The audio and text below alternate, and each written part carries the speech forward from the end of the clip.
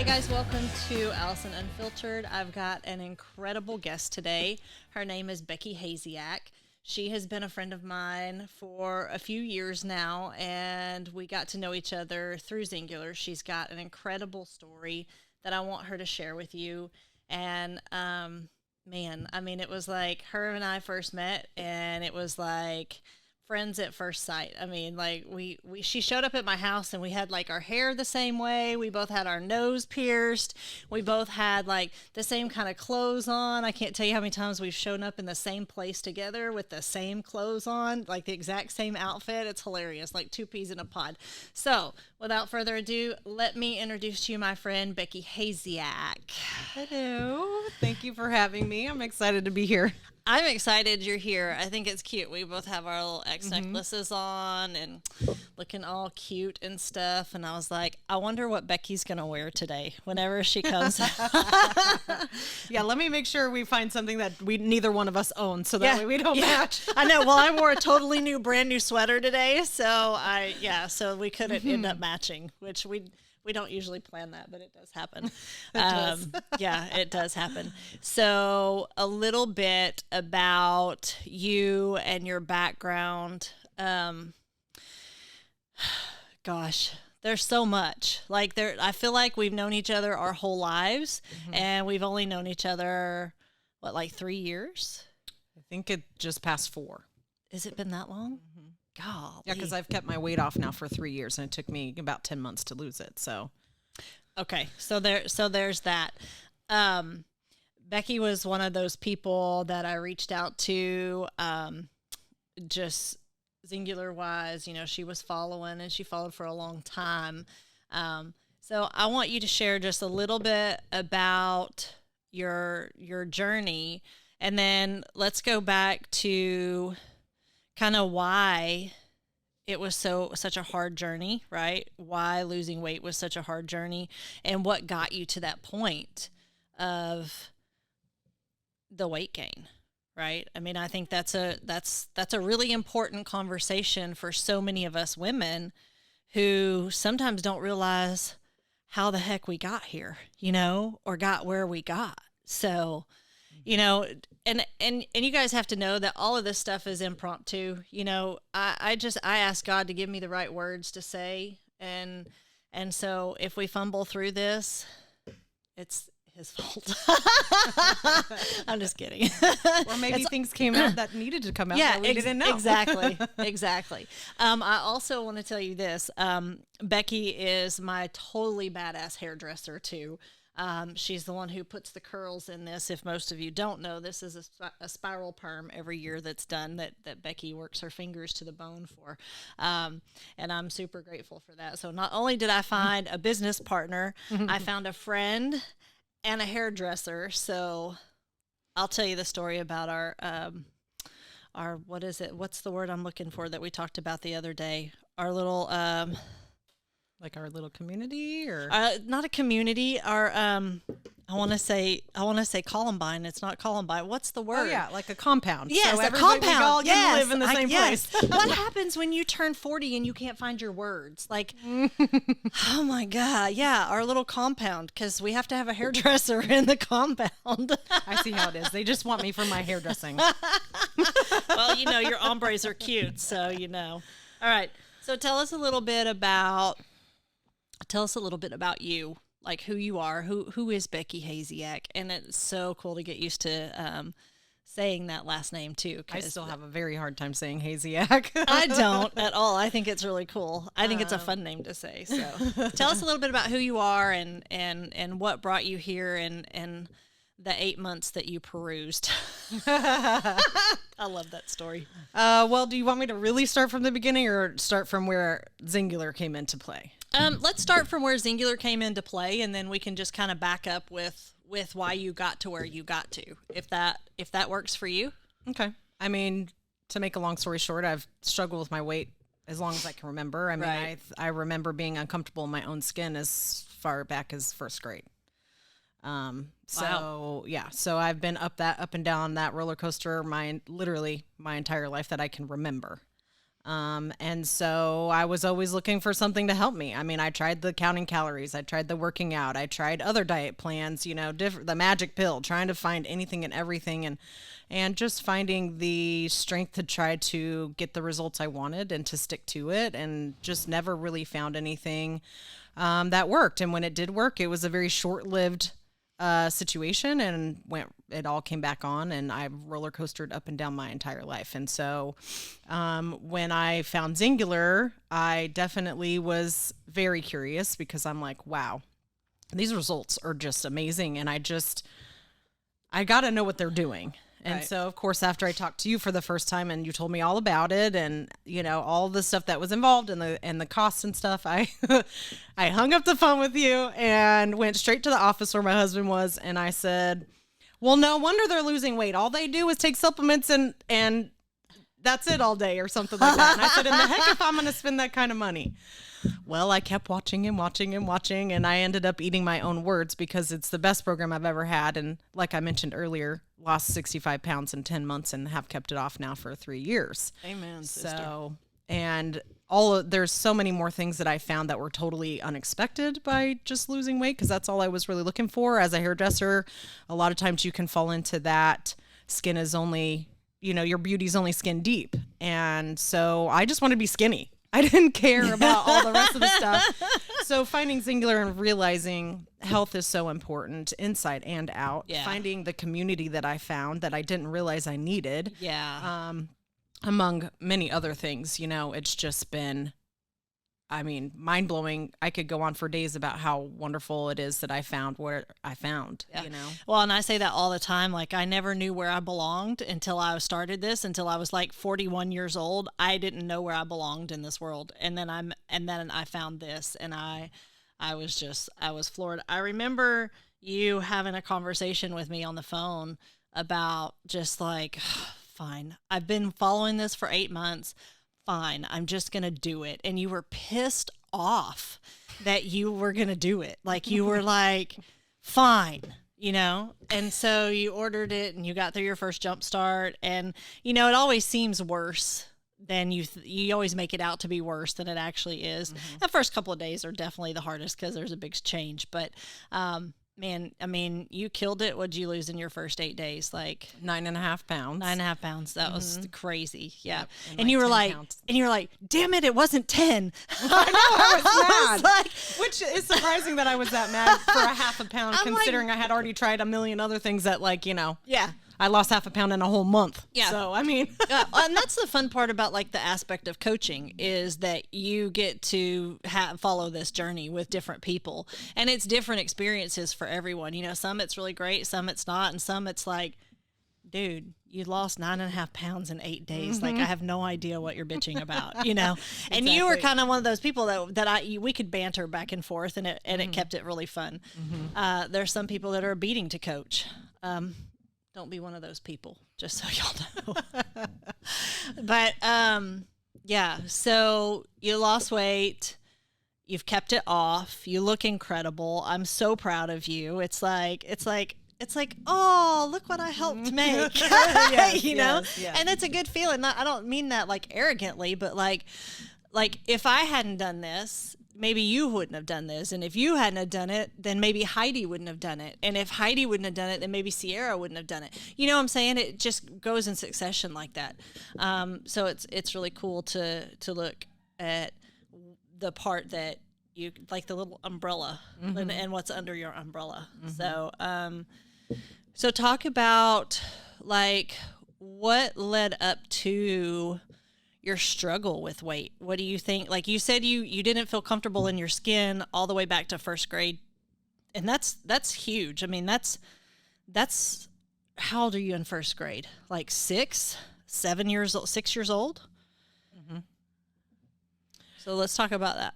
I mean, I don't know if I can look back at my first grade and know that that's why I was uncomfortable or anything. I guess really ultimately just felt uncomfortable and really was looking for a belonging, I guess. And I think you're just born naturally wanting to find your place, Sure. and your people and your Sure. group. And I That's think human maybe nature.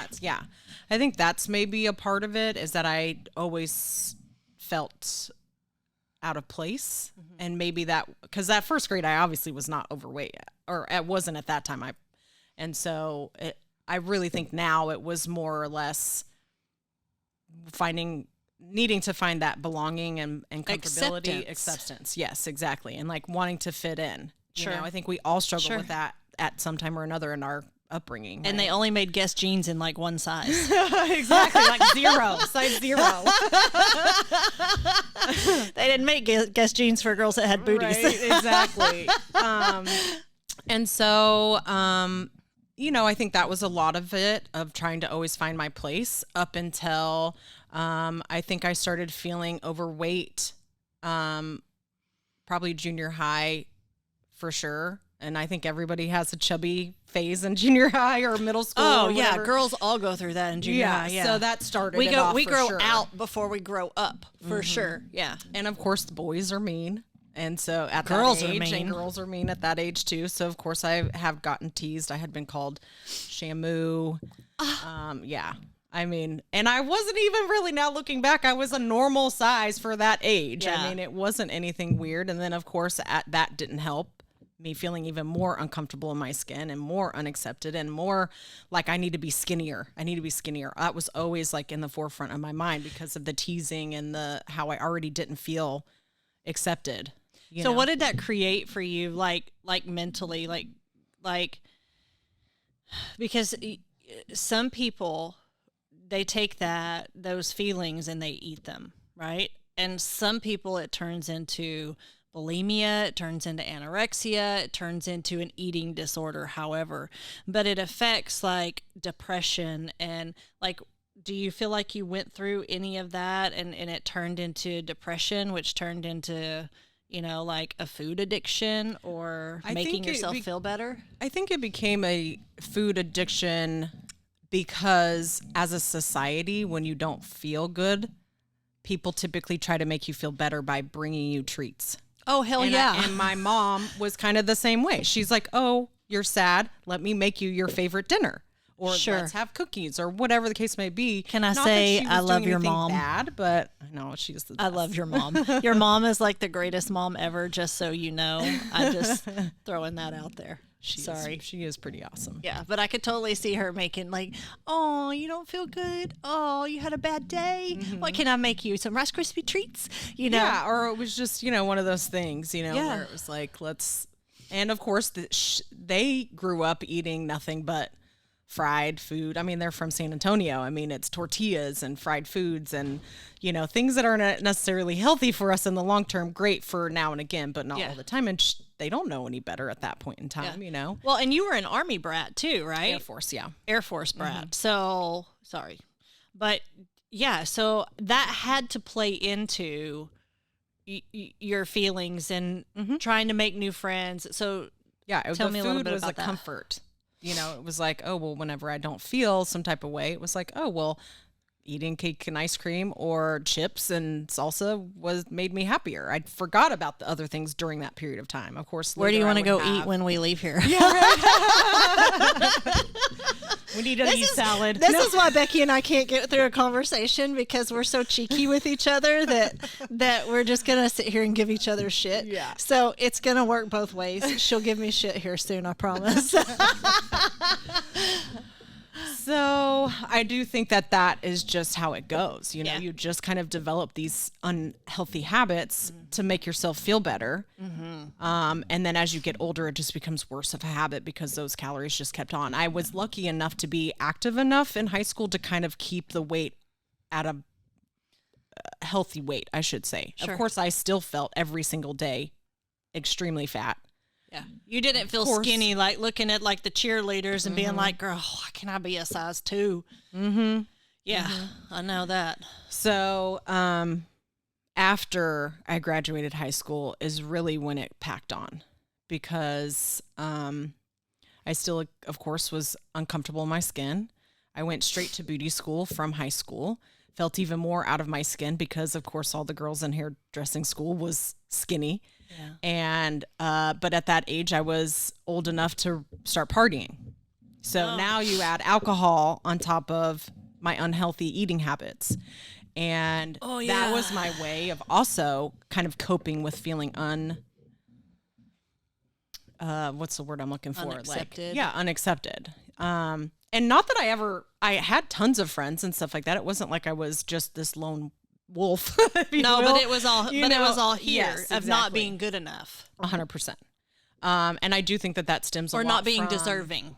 Yeah, Deserving of. I do think that stems a lot from my growing up being a military brat, because it was always like my grades weren't good enough.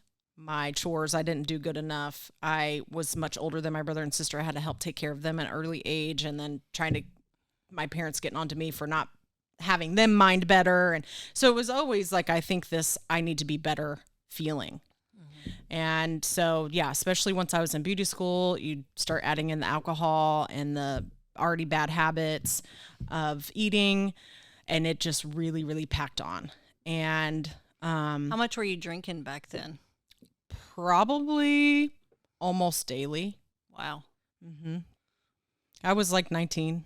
Yeah. And Would you know, say we that were the just drinking drinking. became like a problem?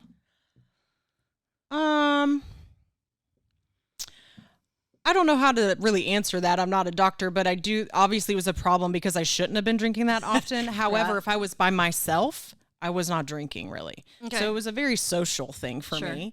But I never was the type of person to have one or two and be done. It was like I drank to get drunk. Oh, yeah. That's hard. And, like I said, now granted, I was more of a functioning alcoholic, if that's probably by definition of what I was at the time, because I was drinking on a regular basis, but still getting up every day and working and busting my butt and paying the bills and still keeping a clean house and taking care of my responsibilities at the same Sure. time. I definitely was never raised to not work hard. Sure. So No, you're definitely a hard worker. that was not my problem of being lazy, honestly. I thought I was a lazy person because I was overweight, but ultimately I look back and realize, like, I've always been a hard worker. I've always put in 110%. I was raised that way. Yeah.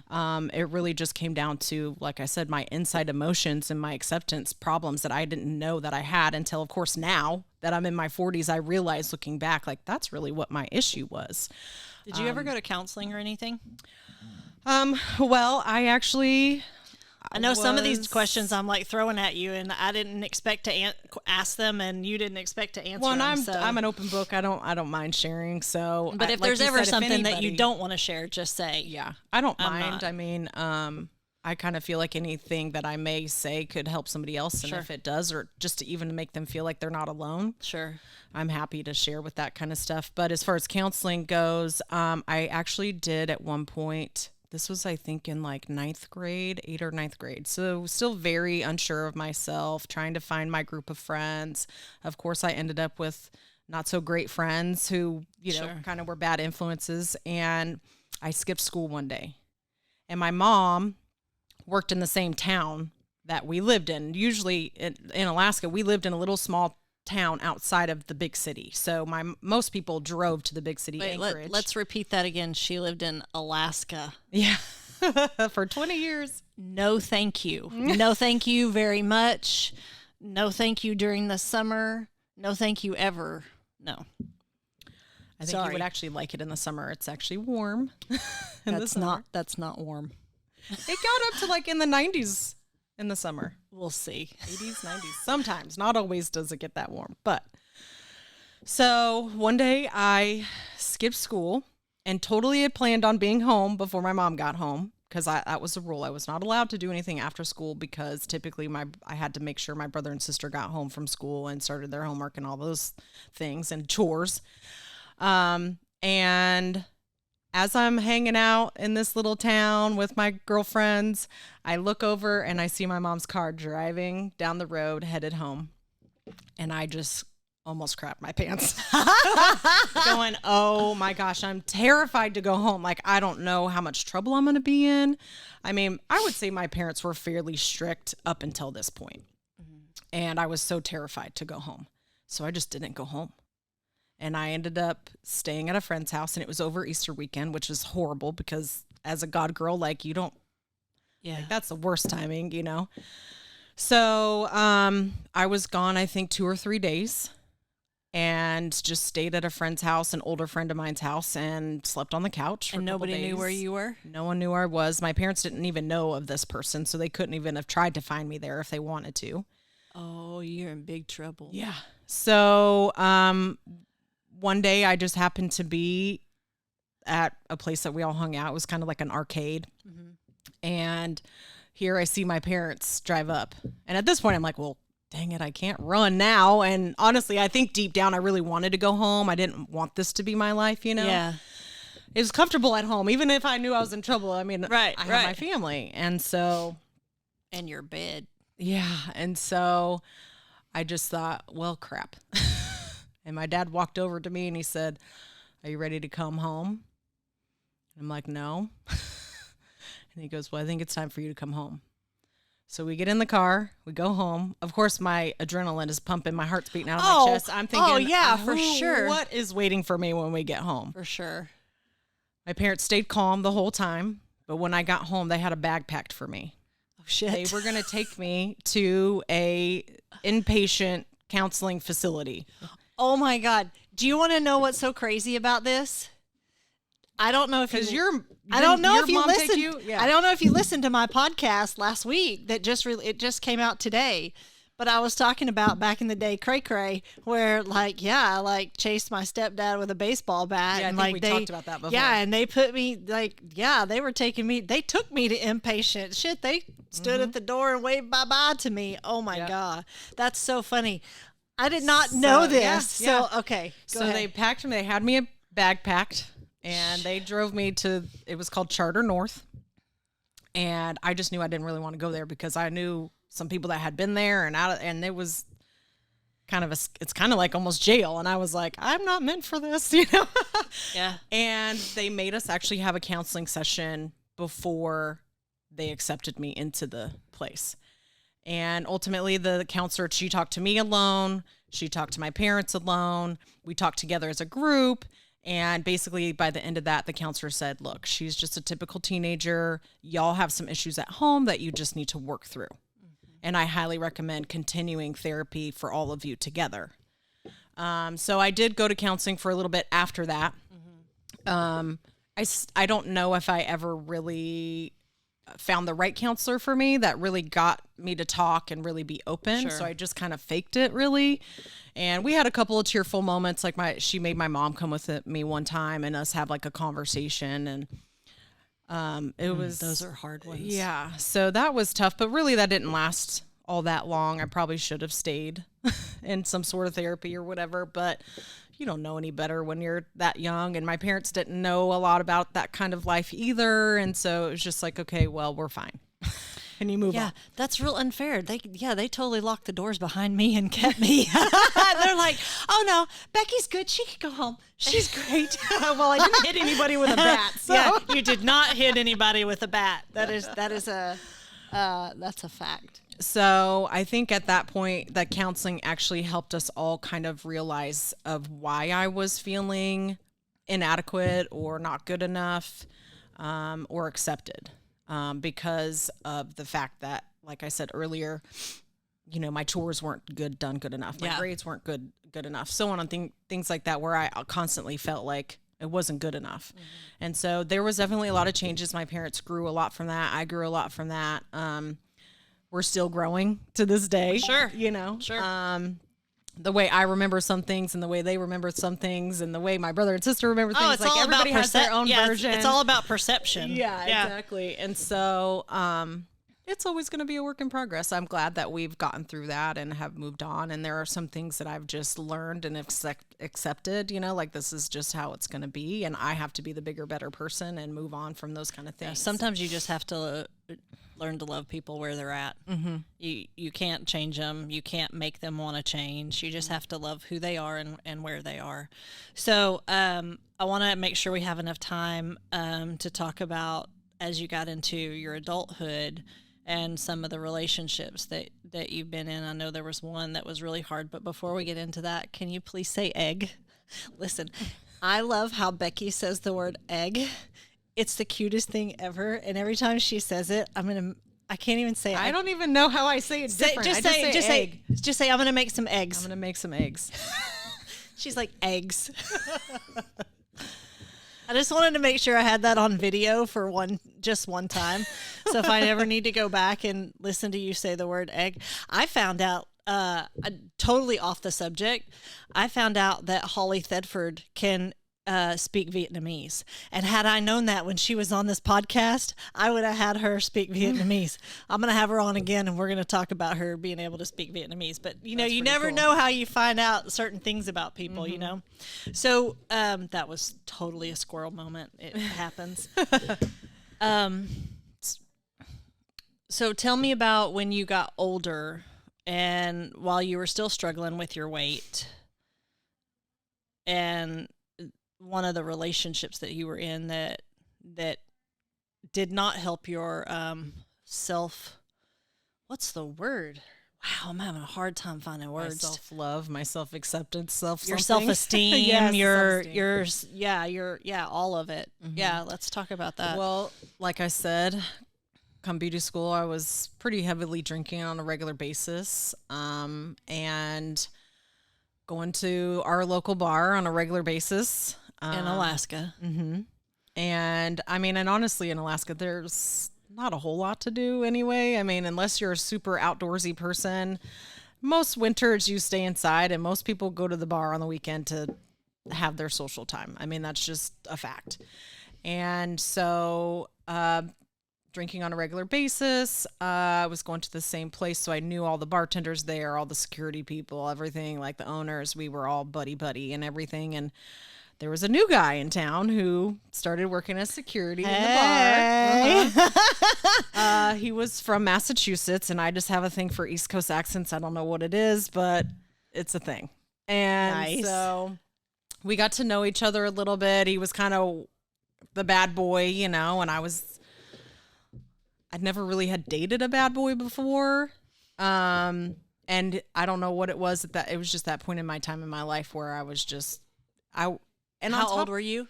I was early 20s, so it was probably like 24. Okay. I think it was. And so, and this guy was definitely funny. He was so funny. He was charismatic. Everybody, when he was talking, like everybody, his attention was on him because he just was kind of the class clown. He definitely knew how to command attention, basically. So everybody, all the girls had a crush on him or whatever. And we got to talking and hanging out periodically here and there, mostly in the bars. Well, and I am a fixer. I want to help people. It's been who I am since day one. I always just want to help. One of our most beautiful traits of us and one of our biggest flaws, for sure.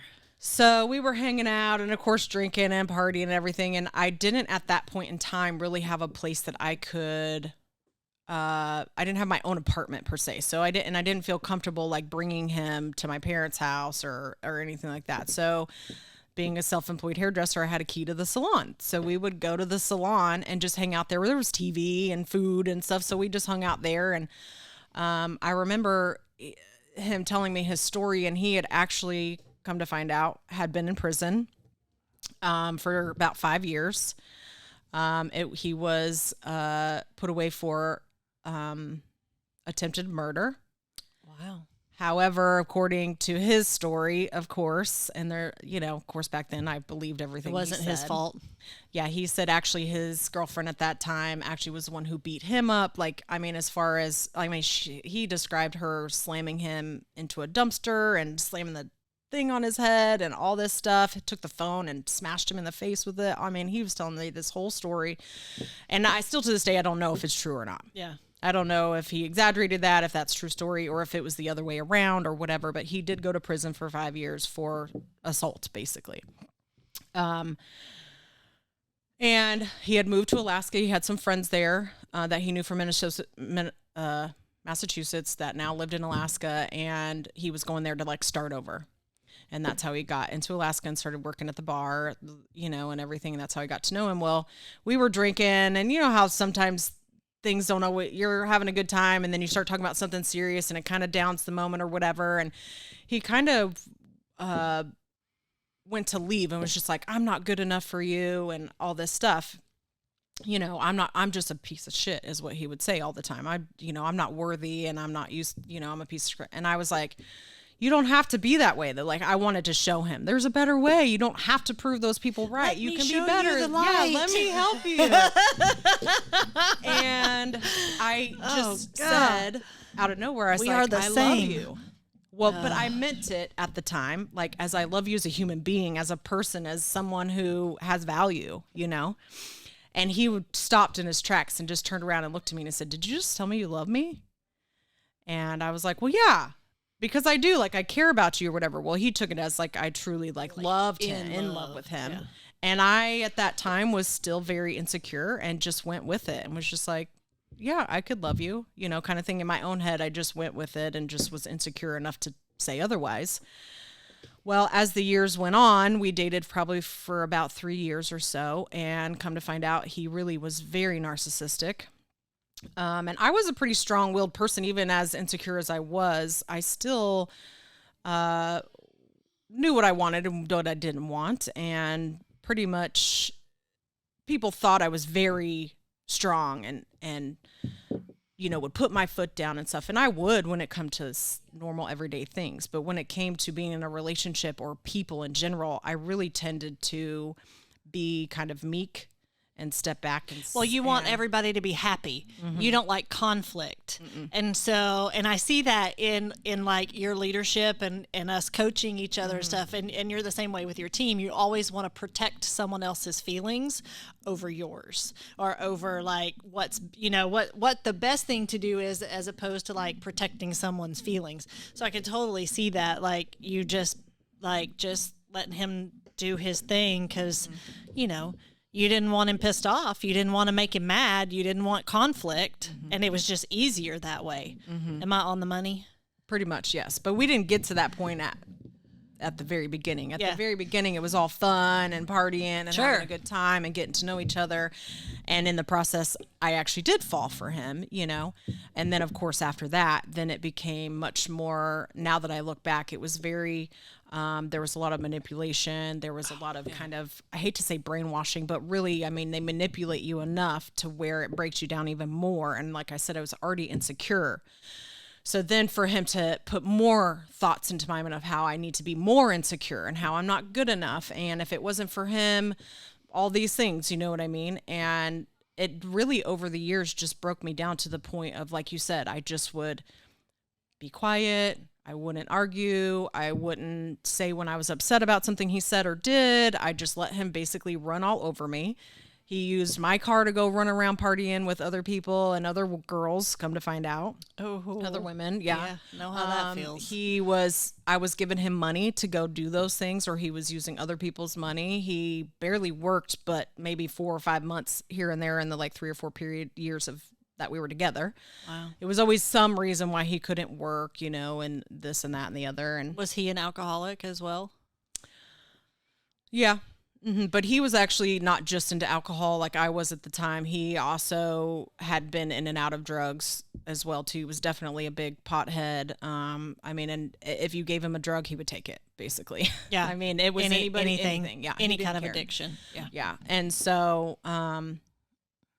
it got to the point, like as an example, as a story, is he has a daughter, and his daughter, of course, lived with her mom, and they lived in Massachusetts. And he would always go through bouts of sadness of not getting to be with her. He was still allowed to talk to her and things like that, but living so far away, he didn't get to see her very often. So, and he would talk about that often. And so for his birthday one year, he'd always talk about how his daughter loved SpongeBob, and so I got him an ice cream cake, which was his favorite, and I had SpongeBob on there, and I bought him a little gift, and it wasn't much because at the time we were blowing our money going out all the time, right? And I was the only one working, right. So I was paying all the bills and trying to work my butt off just to have a little extra. So I had the ice cream cake, and I think I got him a bottle of cologne and whatever, and that was going to be our little birthday celebration. And I'm all excited. I'm happy that I'm going to give him this gift, yeah. And he walked in, and not one smile went across his face. He actually, matter of fact, had a total meltdown, screaming and yelling, throwing stuff, talking about how, basically I did wrong by trying to do something nice like that. And with honoring his daughter and his birthday and trying to be, no. And so, of course, he used that as an excuse to go out and party, took my car, went out, partied till who knows what time. I'm, of course, laying in bed awake all night waiting for him to come home, upset with myself that I upset him. Of course, now looking back, I'm like, how dumb, Right. I should have packed my shit and left. Absolutely. And so that went on, those kind of bursts like that, to where it made me even more timid and wanted to step back and just like let him do whatever. I mean, he even had the goal to some girl that he was actually cheating on me with, bring her to our house. And like, we had like a game night, played cards and had some drinks, and like, we were all friends. Like, that's how much he cared about me. Yeah. That's how little he cared about me. Yeah.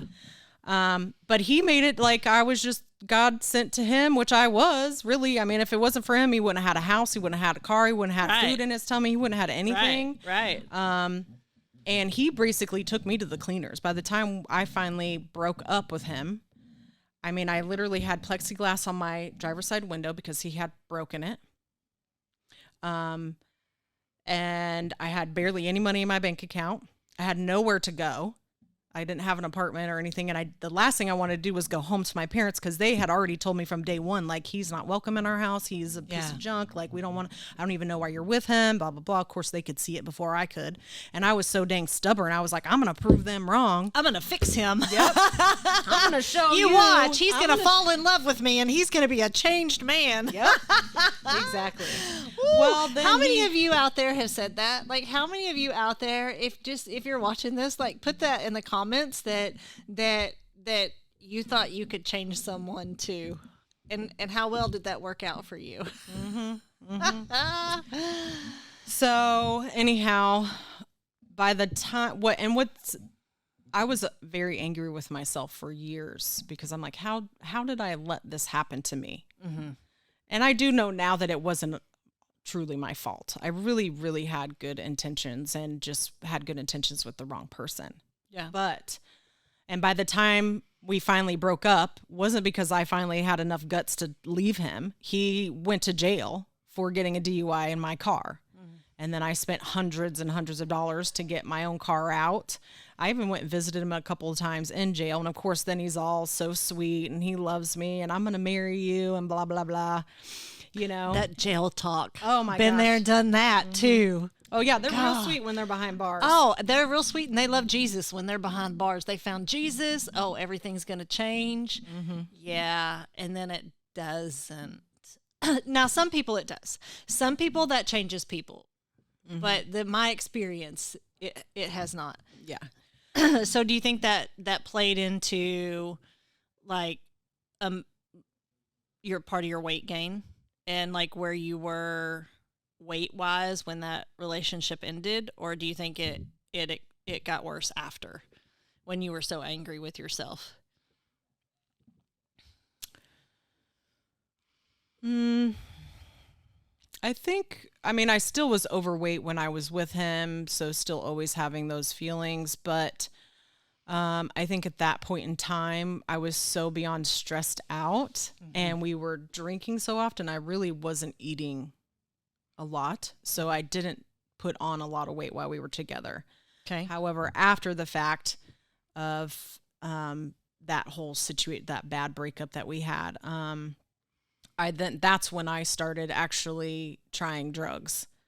And because I really just was so beaten down at that point. Yeah. And I didn't feel like I had anything left for myself, because like I said, he had already ran me into the ground financially, emotionally.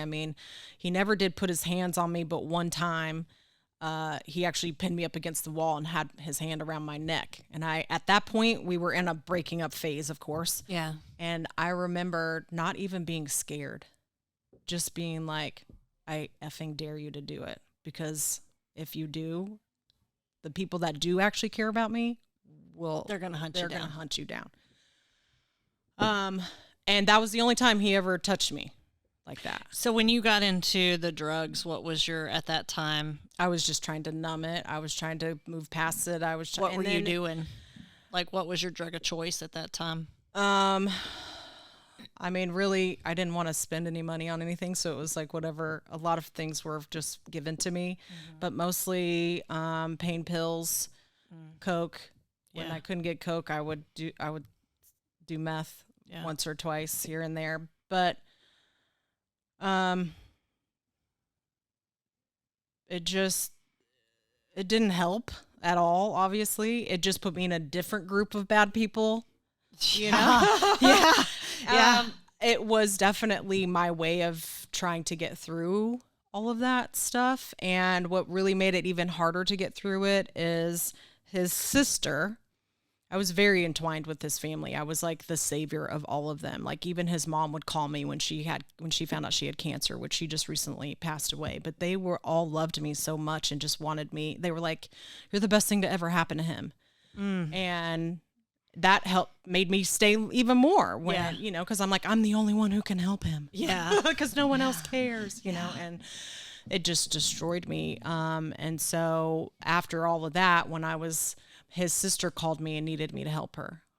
She was pregnant.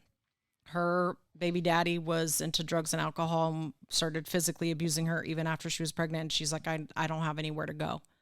So then I had to bring in his sister and take care of her at the same time that I was trying to get over him. And, you know, then even since then, over the years, I've even had them reach out to me like needing help. That's what I was for them. Just a handout. Just somebody to help. And, you know, the things that we go through, you know, God makes us so much stronger for it, you know, and he puts us through things because he knows the outcome of our life and the trajectory. I have to enunciate that word so I can say it right, of our life path, you know. I think that's so important. But you have such a powerful story of, you know, you could have just stayed in that. You know, you could have just laid down and stayed in it. At what point did you decide, and we have just a few more minutes left. At what point did you decide, like, did something happen? Like, I know I had a God moment, right, when my dog got hit and all that stuff. But was there something that happened that said, okay, I'm done with this bullshit. I'm done with this life. Like, something has to change. Was there a pivotal point for you at all? Oh, it's so funny. The coolest part about this is watching you. Because like I'm totally like a people watcher, right? I'm a real stocky, weird person like that. I can sit in the back of a room and watch people in a bar all day long. But watching you, you're like reliving this, like these moments, and it's really cool to sit back and watch. So like I had said earlier, wasn't really the person that was strong enough to leave. Sure. Basically, I don't remember exactly how it all went down, but like I said, that girl he brought over to the house, he continued to cheat on me with her. And basically, I think when he went to jail for the DUI, I found out about all that stuff. And then it was like, okay, this is ridiculous. You drive my car with my money and go see this other woman, like, you're a real piece of work, you know? Yeah. So anyhow, we had been broken up for a little bit. I'm not sure if this was before his sister came to stay with me for a short period of time or after, because basically I just got her with me long enough before so she could be sent home to go back to Massachusetts to her family. Yeah. I was like not signing up to like take on this new be a baby daddy. Yeah. I signed up for, so I made it very You didn't want to be a baby I got daddy. rid of your brother. I'm not trying to now take you in and be run into the ground by you. So anyhow, I had gone to somebody's birthday party or some sort of event that was downtown in Anchorage. And as I'm driving home, it was probably about 10 o'clock at night or something. And I see him walking down the street with a duffel bag. Shut up. Yes. And I was like, what do I do? What do I do? Nothing. You keep driving. So I honked and kept driving, right? Just because I knew it would be like, he'd probably be flipping me off, not knowing it was me or whatever.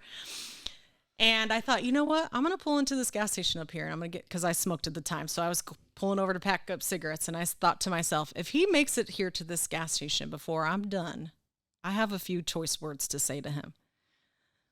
And if he doesn't get here by the time I leave, then it wasn't meant to be. And sure enough, I come walking out of the gas station with my pack of cigarettes, and he's walking up to the door. And I said, yeah, that was me that honked at you. Nice. And he was just like, I was so mad, went off or whatever. And I said, so what's happening? He goes, well, my girl just kicked me out and I don't have anywhere to go. Oh, sucks to suck.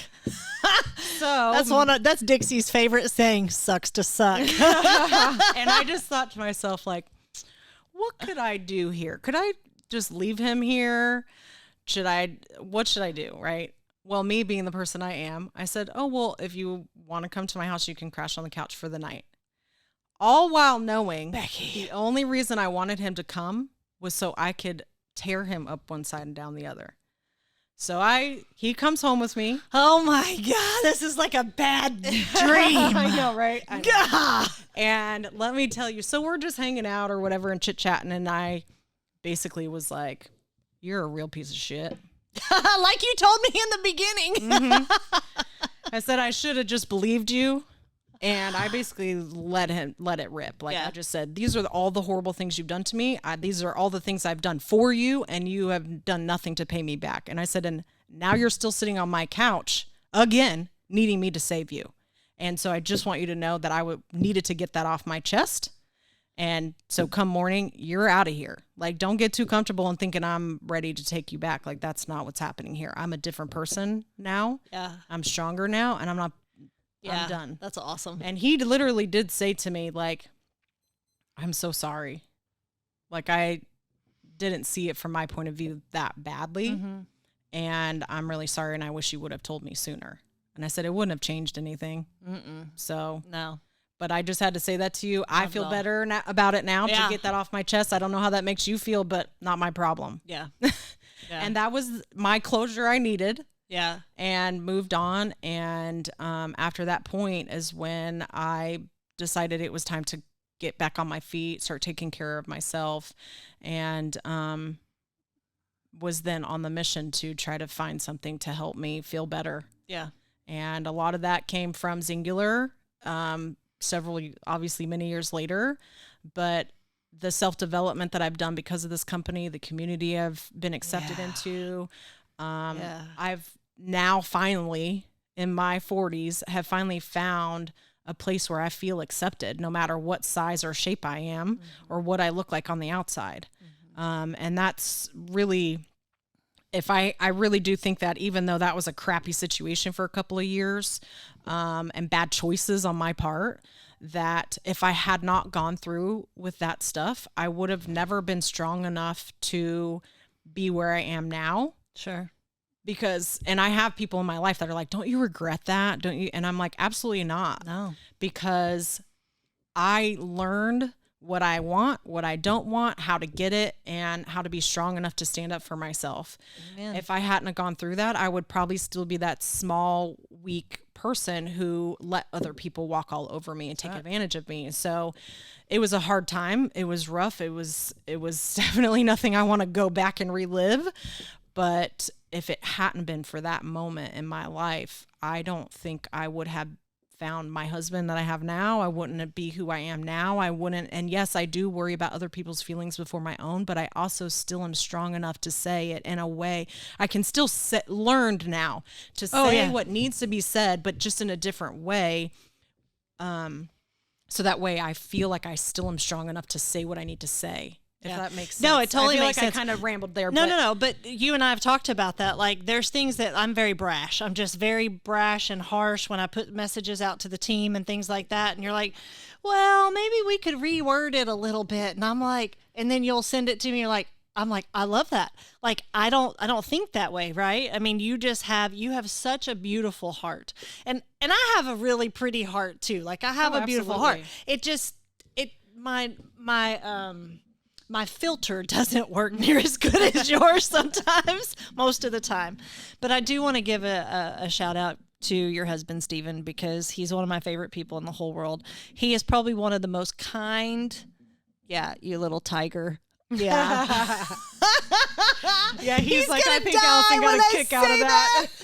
Oh my gosh, we were at a party the last Friday night. We were playing a game. We were playing left, right, center, and Steven was next to me, and he's like, "Way to go, Tiger!" And I'm like, "Tiger, huh?" Yeah. I mean, so we just play with it, and that's the thing is there's so much love and there's so much trust and there's so much kindness in this group of people that we have that I love you guys. I mean, y'all are my family. And so shout out to Steven. Like, you're an incredible husband. Thanks for taking such good care of my friend because she totally deserves it after everything, Oh, 100%. I mean, honestly, he's such a good guy. He knows all the bad things I've been through and everything. And when we first started dating, I actually apologized to him and I said, I'm sorry, you kind of got the bitch version of me because I learned, I'm not putting up with shit no more. Yeah. So, and he said, well, I'm sorry because you kind of got the jerk version of me too because I'm not putting up with none of that stuff either. So we met at the perfect time. Yeah. Even though he actually worked security at that same bar. Yeah. That's crazy.